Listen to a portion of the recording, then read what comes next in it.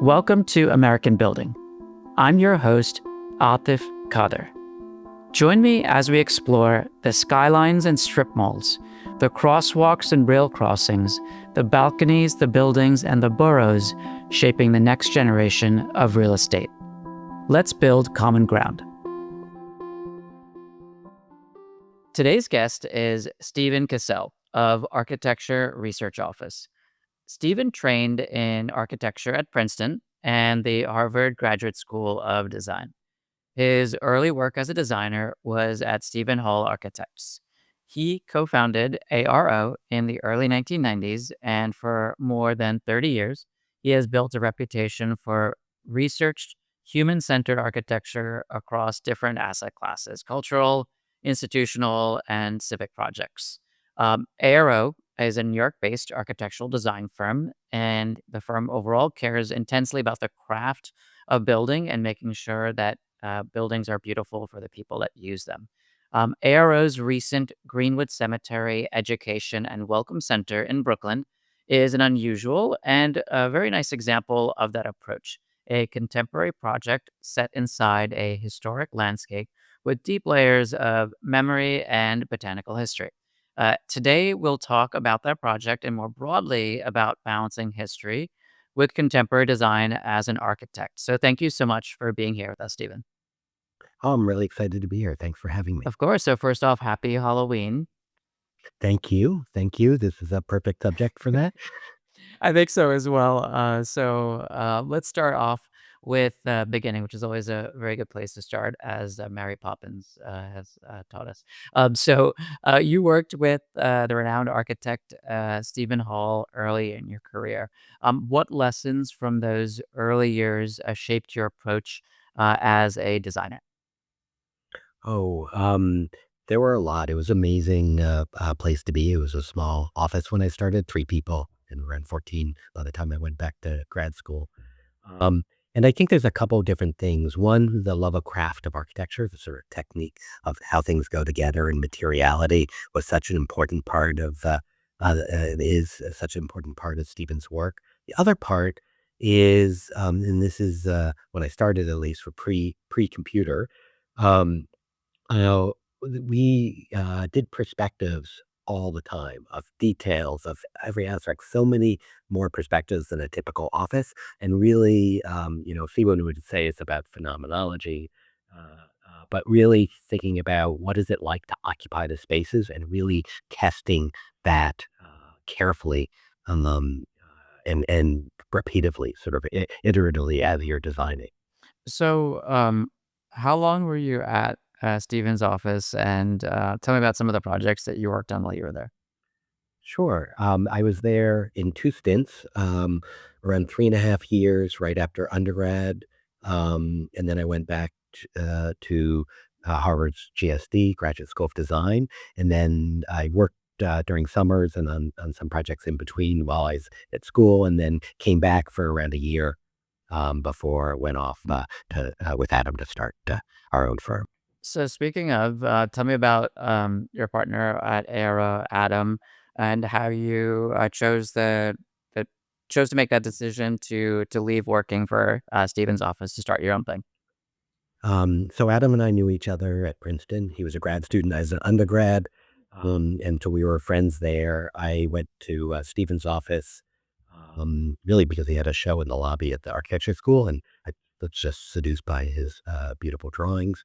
Um, and after I was there for around a year, we needed to hire someone, and I snuck Adam's resume on the top of the pile.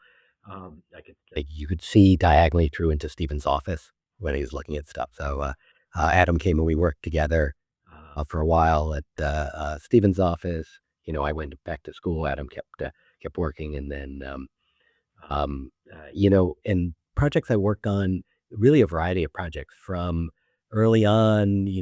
Stephen was doing like apartment renovations, but sort of very craft oriented and apartments. I was the project architect for a building in Seaside, Florida, which is his first sort of larger building. It was around 20,000 square feet. Hmm. In retrospect, I don't know why Stephen trusted me to work on that at all. I really had no idea what I was doing. but I just put in lots of hours to try to make up for it. And thank you, Stephen, for letting me do that. Worked on a series of theoretical projects. From theoretical projects for the Milan Triennale, I was actually hired to make models for that because I did training in jewelry, so I did all the soldering brass model for that. To He had a show at the Museum of Modern Art that I sort of oversaw the installation of. To A whole series of other projects. I had my hand in a lot of things. There was a competition that we had won for the American Library in Berlin, Hmm. which was especially exciting project at the time in the office. In the office, the scale of work in the office was just starting to increase because as Stephen was getting progressively more and more known and getting really interesting commissions from me working on an apartment renovation to these much larger projects in the show at MoMA. So you mentioned that you had a background in jewelry design. Where, why, how, what?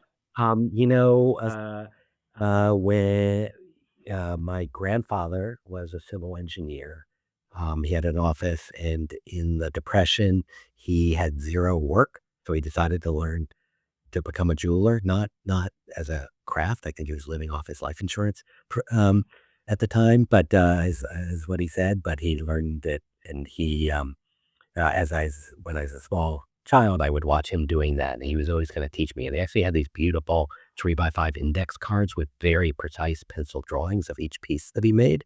I have those now.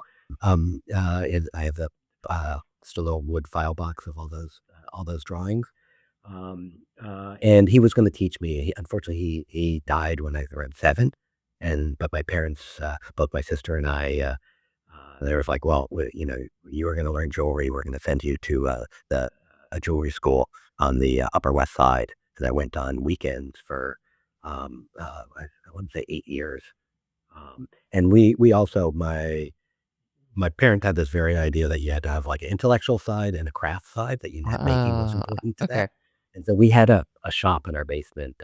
We had a metal lathe and milling machine, and I was using all that stuff when I was a kid. And some of my interest in sort of tectonics of buildings comes from that early work.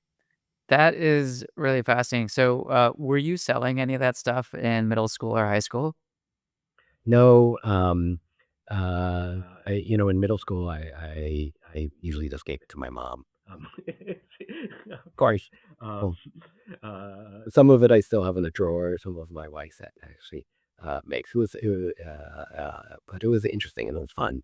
And again, the idea of using your hand and craft and understanding a material is really rewarding. Totally. I have a cadre of nieces and nephews, including my nephew Isak, who has made rubber band bracelets, which have a certain amount of intricacy to them because the folds and the connections between each rubber band.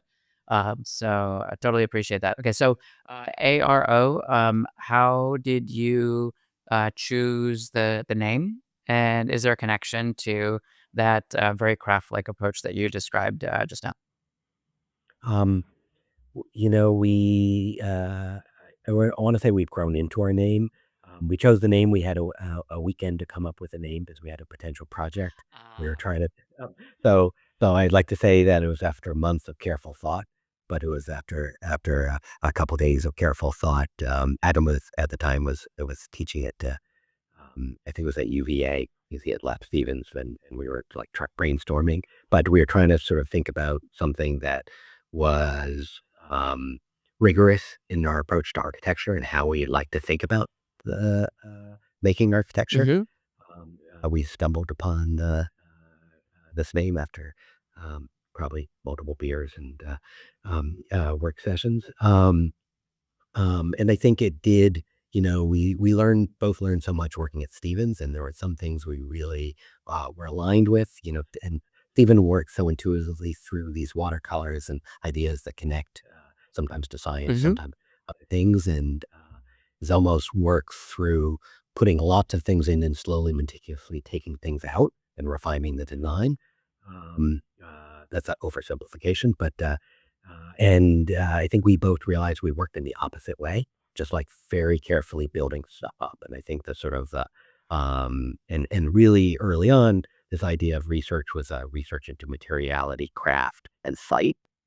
Um, but as our practice grew and as we started to really expand the idea of what research is within the office, to really we have much more cultural research, much more research into the missions of the people we're designing for. As we Hmm. started to go from single family clients or renovations that we were doing or houses that we were designing to designing for institutions, realizing that trying to understand the goals and values of that institution, that you can really have a direct link, the architecture you're designing, to the sort of mission of the people you're designing for. Amazing. So you are not the first person from ARO that's been on the podcast. Your colleague, Kim Yao, was the guest in episode 9, and she talked about your project, which was Milgard Hall for the University of Washington, which had that layered, thoughtful approach to the project overall. So tell me about the teammates that you built around you to execute on the increasingly complex and challenging projects that your firm works on. Um, I feel like incredibly lucky and I guess blessed to have like such wonderful people that I get to collaborate with every day. So in addition to Kim and Adam, and we work really closely. So all projects have two principals on them, and we collaborate together. We don't want to have a studio where it's like the Stephen projects and the Adam projects and the Kim projects. That's not really along our ethos of collaboration. We have everyone in our office. We have a very simple mantra. Kim would laugh if I say this, but I will anyway. Of everyone has to be incredibly talented. Everyone has to be really organized. If you're organized, you can have more time for design, and then everyone has to be really nice. And so we have a strict no assholes policy at ARO. We're in the office a lot, and you want to like what the people you're working for. And we all fit in the big room. There's no private offices there. We all are looking at what each other's doing, and we try to be above the teaching and learning office as well. And Adam, Kim, and I, and among other people, also teach in the office, teach outside in universities as well. Um, and I'm really lucky. There's just always great people. Megumi Tamanaha, who's a studio director, has this uncanny eye of pulling in people who will be good when we think of the office as a community, Hmm. and really try to make sure we have a balanced community of people coming from very different schools. You're coming with different sort of views of how they see architecture and how they see the world around them, because we feel like we do better architecture with different viewpoints, and also different people hear things because they come from different cultural backgrounds. And so when we're working with clients, you listen better if you have people with a variety of backgrounds. I do want to shout out to a couple people who are working on the project that we're going to talk about. Is Drew Powers, who's the project manager, who's been working on this project for a long time. Is just um, an amazing designer. He's also the office pun master, but you have to have him on some other time, and make the mean mac and cheese. Is Cheese Van der Rohe being one of the top ones. And also Jeff Hung, who darn, it's hard to keep a straight face when you're laughing like that. But Jeff Hung, who's a technical director in the office, also was really deeply involved in this. Okay. And there's a lot of sort of technique to making this building come together in a sort of elegant and effortless way. I love it. As it definitely takes a team to make a beautiful project like this one. So let's let's talk about the Green-Wood Cemetery Education and Welcome Center. So, give us a background about the area overall, like the cemetery, and also introduce us to the brief. What was the client asking for, and what were some of the constraints or challenges that you had to deal with? Okay. Greenwood Cemetery is in the heart of Brooklyn. I'm lifelong Brooklynite. I had never been there. It is incredibly beautiful. It's almost 500 acres. It was, I think, founded in I want to say 1838, but it was really when it first opened up almost like a proto park. like a Proto Central Park or Prospect Park, if you know Brooklyn. Hmm. And it was incredibly visited when it first opened. I think I remember a statistic that the only in New York, the Niagara Falls was the most visited in Green-Wood Cemetery wasn't. And it's this very nicely landscaped, almost English garden-like with rolling hills, has an incredible history of people who were buried there from the Revolutionary War and the Battle of Brooklyn occurred on in Green-Wood Cemetery or part of it, to Civil War, to many historical figures of New York and the United States are interred there. Um, and so it's a beautiful place, but it's interesting that over time, they're filling up. And so around 15 or 20 years ago, the then President Rich Moylan had this idea that maybe we can slowly become a cultural organization as well. And so what do we do in 20 years from now when we have no more space for people? What do we become? And so they've slowly been morphing into they are an active cemetery still, but they have amazing art installations there, music in the catacombs, all types of events and installations throughout the year. As part of that, um, they wanted to do sort of an education and welcome center that acted as a gateway to learn about the cemetery before you visited it. Um, and it's interesting. So the cemetery has many entrances because it's so large, but the main one is on 25th Street and Fifth Avenue in Brooklyn, which is Sunset Park. It has an incredibly beautiful early 1860s arch by Richard Upjohn, um, and it's a really beautiful brownstone Gothic structure. Um, but Greenwood bought a greenhouse that was across the street from the entrance, and that greenhouse was from like one of the 1890, 1891. They were kits actually, and so they were, and it's one of the few surviving ones, and it was where you would go to buy flowers Hmm. before you went to the cemetery. Um, and it was active until the 1970s, and then it just went in disrepair and it wasn't used. And Greenwood bought it thinking we could do something with this.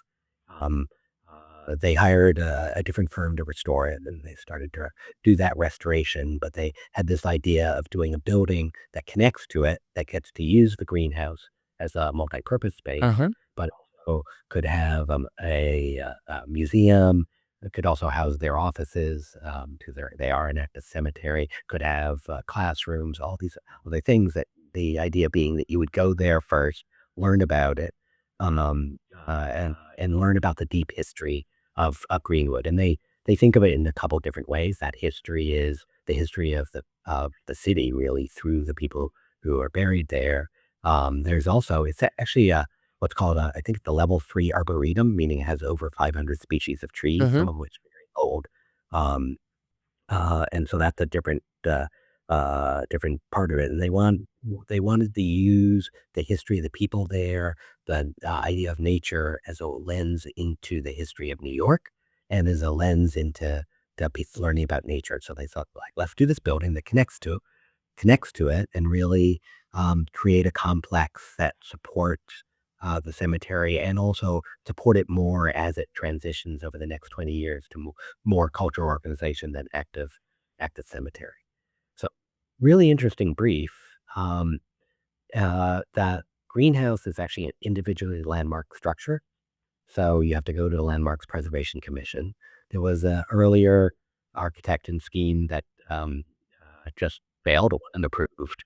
Um, and so they basically opened up uh, the process and did a request for proposals of people to come with ideas of how could you add, um, how could you like create a building around this, and how can you create a building?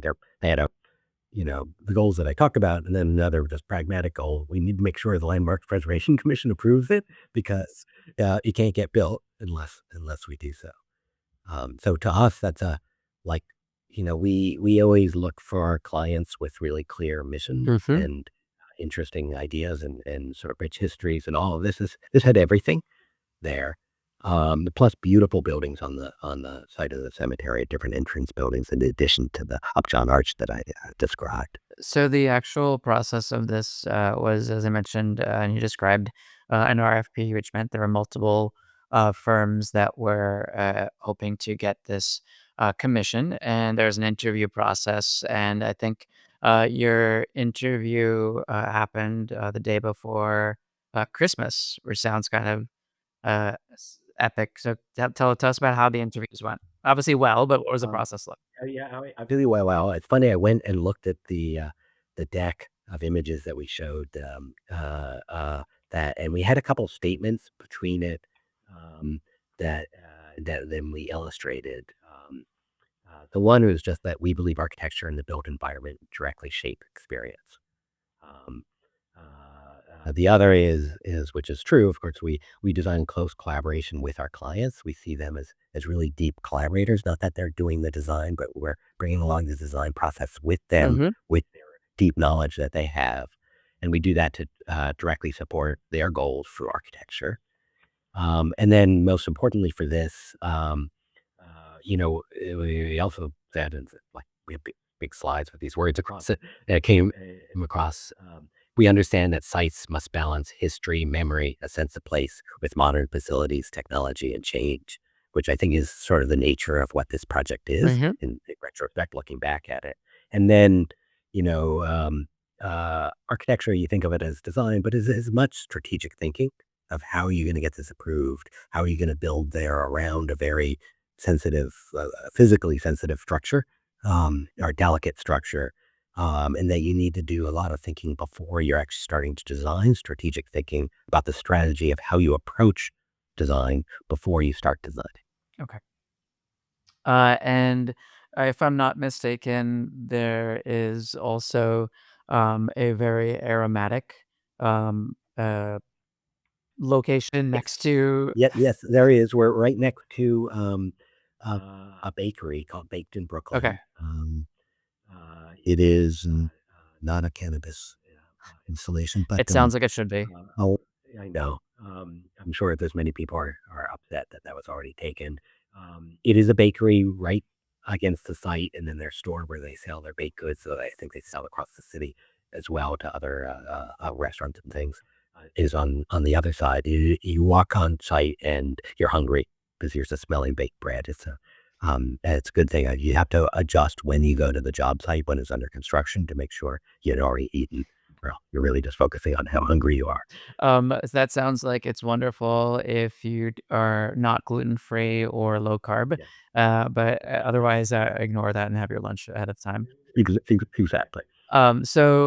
Research is a key part of your name, as we had discussed earlier, and this site has a ton of history involved in it. That is, as you described, a great source of inspiration. So, tell me about the things that you used as resources, like historical archives and plans. Any other documents that you felt helped influence you as you were doing the research for figuring out how you wanted to approach the design of the project. Okay. So Greenwood has an archive, a very deep archive, which are now housed in the building and especially climate controlled space. And Um, uh, it is really interesting, and it's funny, you work on projects, sometimes you're doing this research and you find an aha moment Mhm. of like, "Oh, here's this thing," and other projects, you learn lots of small things that layer up to start to build an approach, and I think, Greenwood was the second of these that where we, you know, because we're really part of it is just learning the rich history of the cemetery. All the different people are buried there from, Basquiat, the painter Mhm. to the Pierponts, who are important in New York history, to Mhm. governors, to artists. All of those start to sort of build a cultural context that you can start to measure your design against. That you can start to look at, and is this going to, is the building going to align further the knowledge of these, further imparting the knowledge, further the exhibitions that are going to go in there. And so it's funny. I was thinking about this, and I was like, there was no one aha moment. There's But I think the other aspect, which is interesting, is the materiality of the cemetery. And so there's the Upjohn Arch, which is a brownstone. There are all these different monuments, some of them very large and mausoleums and things. There are different entry buildings with terracotta, with stone, and I think that language of materiality that's so apparent when you're walking around the cemetery, and also the language of views. The cemetery has these hills that you can look back to. You can see the Statue of Liberty and Lower Manhattan from up there. All of that started to inform our thinking about the materiality for the new building. Hmm. In addition to how the material of the new building would connect with the greenhouse itself. Amazing. And as you started developing the design, tell me about the particular design ethos or the design strategies or um, elements from that research that you used as Mhm. the guiding light as you put the project together. Yeah, I mean, one of the most basic things, and this was both strategic, but we felt like it was the right thing to do, is the greenhouse is beautiful, Hmm. right? This is such an unusual structure. So It has glass a copper. and iron. Yeah, it's glass and a very filigree iron. It has one of the walls is a brick wall that it was connected to an adjacent building, but it's glass all around. It has a now new, but restored copper dome, sort of on the top. Um, the greenhouse was originally painted green. Um, uh, uh, Nothing novel there, but um, and it has a very distinct materiality. And I think an early idea we had, and this is really, I described the Upjohn Arch. You're really walking up a winding road to get to that arch. Um, and the arch is maybe um, 40, 50 feet higher elevation than the greenhouse. You're looking down back at the greenhouse. And these views, which I was talking about, the other views you get from the cemetery, these views to and from the arch looking back down at the greenhouse, and from the greenhouse and from the project site looking back up, really informed the design. So we wanted to create a building that that became an elegant backdrop to this greenhouse, right? So we didn't want to compete against it. We wanted to do something very that almost was, and if you think of the building as a L, sort of an L shape Hmm. with the greenhouse right there. That L shape was taller the greenhouse. So when you're looking at it down the hill, you're seeing this L, and I'll describe the material of a burgundy, almost aubergine terracotta that serves as the backdrop. And we're very conscious of that view and how the building really nestled the greenhouse and how the materiality of the new building played with that. Amazing. So that's an interplay between the old and the new that uh, is a key piece of the overall design of the project. Yes, and when we were looking at materials and I was going through some early presentations to the clients, one where we were just pulling snippets of photos of parts of buildings on their site, and so you just see the materials together as well. I was realizing that the one thing we really liked about the terracotta, it's glazed, Mhm. so it's uh, a little bit glossy. You can get really rich, deep colors with it. That it is both ties in with a lot of the historical materials on the overall cemetery, but clearly is modern. And so we didn't want to do something that looked like it was an old building. Mhm. We wanted to do something that's clearly modern and abstract enough and fine grained enough. And I'll describe this in a minute. Sure. Um, that that it didn't take away from that overall form that you see of the shape of the greenhouse. That it really complemented it rather than fought with it. Amazing. So that sounds like the terracotta is one of those design details that were a very iconic part of the project. So tell us about that in a little bit more detail. Tell us about that detail in a little bit more detail. In terms of Okay, where did the tiles come from? What was their origin? Like the mix, any particular anecdotes that you think are right. worthwhile. So it's basically they're custom terracotta panels and what's called baguettes. which is a baguette in terracotta Is language. that what's been Is made in, baked in Brooklyn? That's where you're yeah, getting the baguettes one from? one one would hope, but those don't last as long Even if they're glazed, when they you won't put them last? outside. Yeah, Okay, got it, exactly. yeah. No. So a baguette is basically a vertical piece of terracotta that's in front of the glass that acts as a shield from the sun. Oh, so it literally looks like a Then baguette because that shape to yeah, it, okay. exactly, Got it. exactly. So that's why it's called a baguette.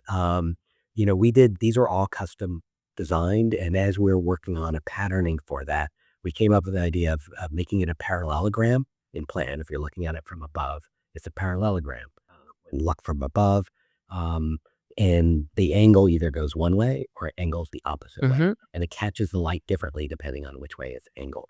And that gave us a subtle way to change the patterning on the facades. These happen every 18 inches, in some places every 12 inches, mhm, to create some overall patterning and sort of horizontal patterns that went across. Those horizontal patterns line up with key points on the greenhouse. So as a way to sort of start to make very subtle connections and also make an argument to the Landmark Preservation Commission on why we're being respectful okay. and we're referring to that. So it allowed us to have some asymmetric modern design, but very, very subtle. Um, those baguettes also just helped with cutting the bright sunlight in areas where we needed solid wall. You had solid panels with the baguettes, in essence, embedded in it. And sometimes, because this is Brooklyn and this is a urban environment, sometimes we had ones that poked out, outies, and we had innies where it was the same shape but pushed embedded in a sort of a black panel because we didn't want areas that came close to the ground. Someone to try to break something off. Um, so we are trying to be thoughtful because what would I do on Halloween when I was a kid and the trick or treat? Do I do something bad there and hurt it? Um, so but that gave us a real language, but because it's just these very fine fins, actually not too different from the background I Sure. have, right here, it's a very fine grain patterning, and so it doesn't compete with a larger shape of the greenhouse, Mhm, right? They're very different greenhouses, it's like really distinct shape, right? sure. It's like the dome, the angled glass roof, and, so it works really well as a backdrop, which we really see from the top of the hill when you're at the Upjohn Arch looking back down. The other part of the design, though, was making sure when you're in the building, both obviously in the greenhouse, it's all glass, and you can look up the hill and see the arch and see Mhm, the cemetery. But we were really careful about particular views back up to the Upjohn Arch and making those visual connections from the area that the exhibitions will be in, so people can really understand where they are and really make that connection to go up the hill into the cemetery. And this ties into our early conversation about one of the things I learned at Stephen Hall's is really just checking those viewpoints all through the building to make sure there are many points that you connected back up the hill and really had that visual connection, both looking down and looking up from the education center up to the cemetery. So earlier on, we talked about um, the importance of the teammates that you have on your project and executing on the vision. So, for example,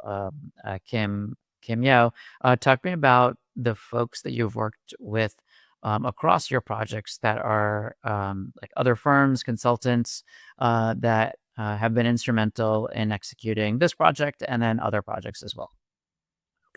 There have been so many, and so much of our work is about collaboration. Hmm. I think to focus on Green-Wood project, had a really great close collaboration with the landscape architect Michael Van Valkenburg and Associates, Hmm. and we've worked with them in Brooklyn Bridge Park and Union Square as well. And it is so important because the entry to the building, which is basically a courtyard between our building, this gap between the two is landscaped with this beautiful winding path and really densely landscaped. So it feels like you're within Green-Wood Cemetery. And then the other thing they do so beautifully is it's a greenhouse. We're not going to have cell plants in there Hmm. or flowers. So they surrounded the greenhouse with really dense planting And so it's almost when you're within the greenhouse, you feel like it is a greenhouse. And that when you're looking at it, walking down the street, it feels like some of the landscaping from the cemetery has sort of come and swirled its way around the greenhouse and our project. And it also made on the one area that ties into the greenhouse is the one-story section of the building. On top of that is a sculpted green roof Hmm. uh, that you can see from above. And so it really is like has a incredible sort of subtle but beautiful topography because they realize that this is something a great one big roof that you actually see as you're looking down from the upjohn arch. So we always loved our collaborations with Michael's office and Adrian, who's running the project there. Were great collaborators. Amazing. So um, this project is an example of one that is a new building within a historic context. How do you decide, or what's the approach that you take in terms of deciding when there is something that should contrast incredibly, or something that should blend in? And what is that kind of thought process like on the this project and various other projects you've worked on? We really look at each project and specifics of the project, whether the new building in relationship to the old should contrast with it or really serve as that sort of elegant backdrop. And it really is project dependent on this, both because of landmark and also just because the beautiful form of the existing building, of the greenhouse, it is really beautiful. It's an amazing thing Hmm. that we really felt like being a background to that. And then when you get closer to our building, you see the subtleties and details and sort of modern qualities of it. And I always like projects where you discover things when you're close and it's different from afar. It's nice to have discovery in architecture. And then other times, some projects, that contrast is really important, either to tell a story for the people who are occupying it. Um, I remember a project we did for Calvin Klein, which, with the artist Sterling Ruby and creative director Ross Simmons, and it's in a beautiful I sort of 1920s old bank building with the big tall windows, and on the interior, we painted the interior bright yellow with sterling sculpture there that the two contrasted off each other in a Hmm. really beautiful way, and it spoke to uh, the the fashion designer Rob Simmons' approach to fashion, and really tied into a story of what that project was.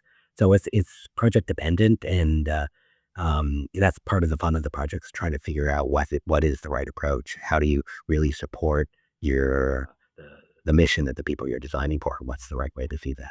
And then related to that, there are often constraints that you have in terms of zoning code, building code, or landmarks preservation code that make it difficult to move freely within the design process when you are working on or around a historic or landmark building. Are there any changes that you would make to any of those entitlements, kind of strictures Well, to make your life yes, easier? I mean, one I would say that, sometimes invention and great things come out of constraints, Totally. and it just forces you to think about a project in different ways. So not that we want every project to um, have a million constraints to it, but there's nothing bad to that because it just forces you to sort of invent new ways of dealing with it. On this project, one of the requirements because the type of building it was for parking underneath it, it is very hard to build a parking garage underneath an existing delicate greenhouse, as you might imagine, because it would fall apart. Well, freshly restored and then fall apart as we tried to do that. So we actually had to go through a long process to get a variance to not have to do that, not have to follow the zoning. Mhm. And also, personally, I don't think the city needs more cars. So there's a philosophical thing that goes with that as well. I think public transportation's a good way to go in terms of the environment and the world we live in.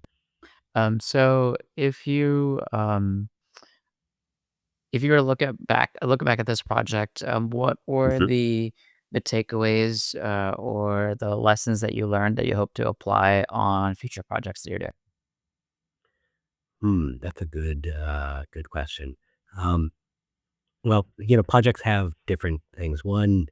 Some projects we just like, oh, I learned so much about terracotta on this. We went to the factory in Germany, Mhm. where it was made and watch how to made and like learning the sort of technique of how sort of these architectural parts are made are always allows you to be a better designer. So there's like a whole technical side of the project where I think, but personally, and I think the office learned a lot, and Mhm. that will always carry into other work that we do. Um, I think that um, Hmm, that's a good question. It's funny because the project is just finishing, so I don't know if I'm even distant enough to Sure. have exactly what I learned, other than like, oh, maybe I should think about what happens when I die. Do I want to be buried in a place? Is this pretty cool in Greenwood Cemetery? Do they give architects discount uh, So I for that? I I would imagine, this might be an appropriate place to, include some Halloween-themed, architecture, jokes, given that it is Halloween.